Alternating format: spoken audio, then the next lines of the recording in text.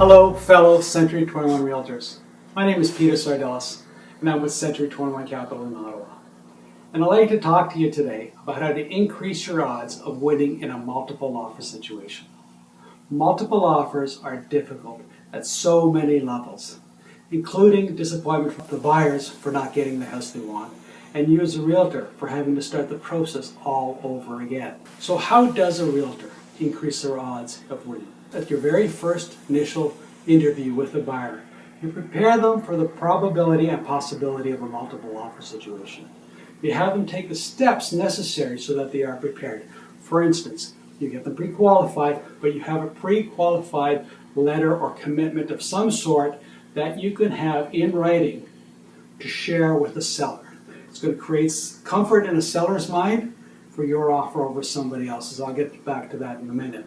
You're also going to have all other professionals lined up and ready to go. You're going to have the building inspector ready to go. You're going to have anybody in the legal side that may need to do something in a short, fast time period, prepared and ready to go. So now you've done this. You're with the buyers. You found them a house that they want to buy, their dream home, and lo and behold, there's going to be multiple offers. What next? Now you call the selling agent and you ask what time they are presenting offers. You find out if any of the other offers are that agent's offer, because you want to know if there's a discount or something else that's going to sway his offer over your offer. You want to be on a level playing field so that all offers are presented and you're winning in a fair ground. You want to find out what the seller's ideal closing date is, and if there's anything the seller would like included or excluded. For instance, maybe there's a chandelier that is included but they'd rather take it with them, or there's a piano in the basement, or there's a wood pile that they don't want to take. Anything like that you're going to include for a benefit to the seller so that they favor your offer. You're going to make an appointment on when to present your own offer with the seller. Once this is done, you need to structure an offer with your buyer that is going to be easy for a seller to accept, which means cash offer if you can, higher over the asking price, high deposit, large deposit is always a benefit, and all the terms and conditions that the seller would like to see in an offer. Don't include warranties. Don't include that this warranty is going to survive closing. Anything that's going to complicate the transaction or even create just that second of doubt in their mind, you don't want to do that. You want that house, so you're going to structure it to do so. Now this is all great in theory, but not all buyers are willing to submit a cash offer. They may want the security of knowing that the bank has rubber stamped it, or they may need a building inspection done on it.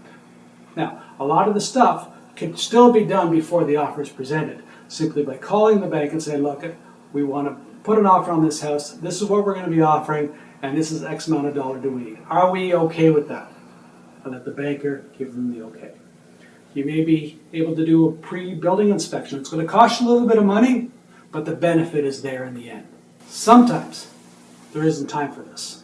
There might be a bully offer coming in, or offers are being presented in a short time period. So you have to act quickly. But you still need to include these conditions. This is where you, as a realtor, need to be at your very, very, very best when it comes to selling.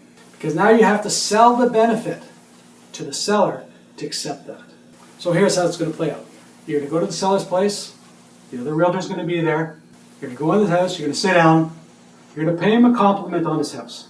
You're going to have something to create common ground there. So, for instance, if there's a fence yard, you can tell them that you buyers have children and they love the fence yard. So you want to create some sort of an emotional attachment. Don't spend too much time on this because other realtors are going to be doing the same thing and it's not really going to create that much of an advantage.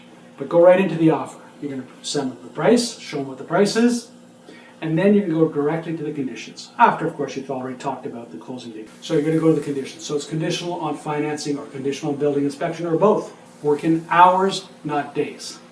Tell the seller that we're going to have everything done within 48 hours, not 2 days. Hours are shorter than days. So we're working in hours to create a shorter time period in this.